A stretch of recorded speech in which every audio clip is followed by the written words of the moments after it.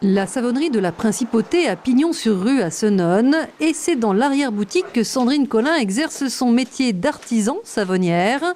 Ce matin-là, elle réalise des savons naturels pour peau sensible à base d'huile végétale biologique. Et là, je mets de l'huile d'olive.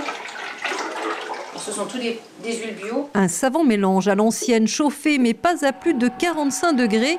C'est le principe de la saponification à froid qui va permettre de créer des savons naturellement riches en glycérine avec des vertus cosmétiques.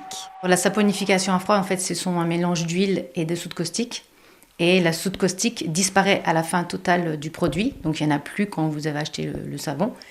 Et donc, il n'y a pas de conservateur, il n'y a pas de choses chimiques, on va dire, mais ce sont que des choses naturelles, donc qui sont très bons pour la peau, et donc on sait ce qu'il y a dedans. Selon la gamme des savons, l'artisan peut ajouter des huiles essentielles, de la cire d'abeille et même du lait de brebis produit localement. Les pains de savon, après 24 heures de repos, sont découpés, puis passeront 3 semaines dans le séchoir.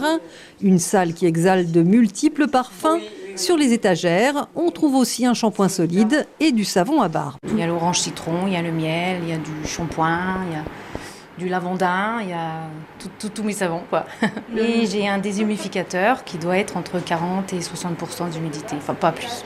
Après avoir vécu 18 ans en Guadeloupe, Sandrine Collin a réalisé son rêve, créé son entreprise. Lors d'un retour aux sources dans ses Vosges natales, une savonnière en retraite lui cède son savoir-faire. Elle suit également une formation, mais sans capital personnel. Son projet va se heurter au refus de la banque.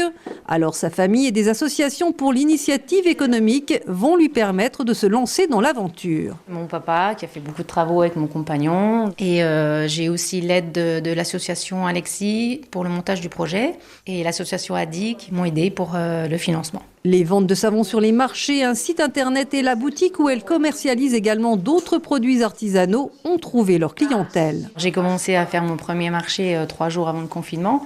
Puis petit à petit, ça se développe bien, les gens sont contents, puis ils reviennent tous au zéro déchet.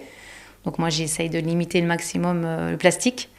C'est pour ça que je ne fais pas de shampoing liquide, je fais des shampoings solides. L'artisan ne vit pas encore de son nouveau métier, mais le local a le vent en poupe et la savonnerie de la Principauté pourrait bien voir son avenir couronné de succès.